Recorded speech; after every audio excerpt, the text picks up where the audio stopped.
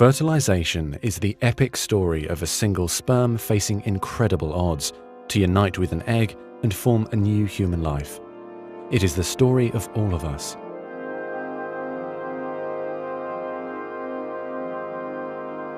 During sexual intercourse, about 300 million sperm enter the vagina.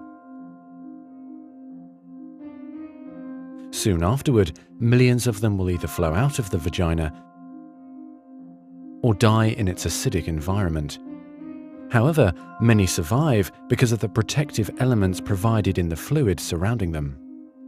Next, the sperm must pass through the cervix, an opening into the uterus.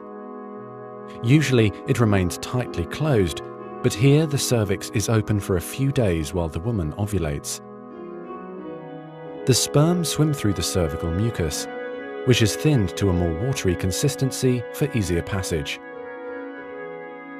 Once inside the cervix, the sperm continues swimming toward the uterus, though millions will die trying to make it through the mucus.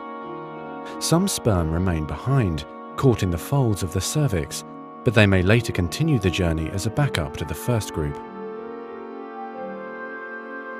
Inside the uterus, muscular uterine contractions assist the sperm on their journey toward the egg. However, resident cells from the woman's immune system, mistaking the sperm for foreign invaders, destroy thousands more.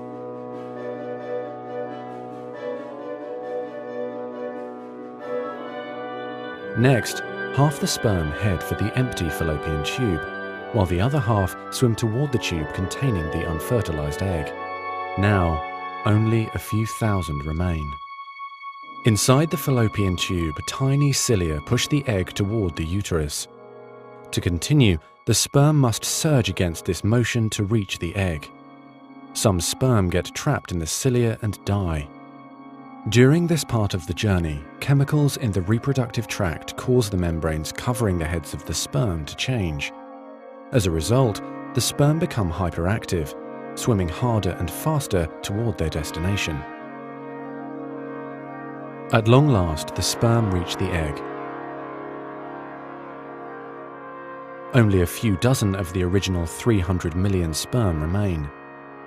The egg is covered with a layer of cells called the corona radiata. The sperm must push through this layer to reach the outer layer of the egg, the zona pellucida. When sperm reach the zona pellucida, they attach to specialized sperm receptors on the surface, which triggers their acrosomes to release digestive enzymes, enabling the sperm to burrow into the layer. Inside the zona pellucida is a narrow, fluid-filled space just outside the egg cell membrane. The first sperm to make contact will fertilize the egg. After a perilous journey and against incredible odds, a single sperm attaches to the egg cell membrane. Within a few minutes, their outer membranes fuse and the egg pulls the sperm inside. This event causes changes in the egg membrane that prevent other sperm from attaching to it. Next, the egg releases chemicals that push other sperm away from the egg and create an impenetrable fertilization membrane. As the reaction spreads outward, the zona pellucida hardens, trapping any sperm unlucky enough to be caught inside. Outside the egg, sperm are no longer able to attach to the zona pellucida. Meanwhile, inside the egg, the tightly packed male genetic material spreads out. A new membrane forms around the genetic material, creating the male pronucleus. Inside, the genetic material reforms into 23 chromosomes.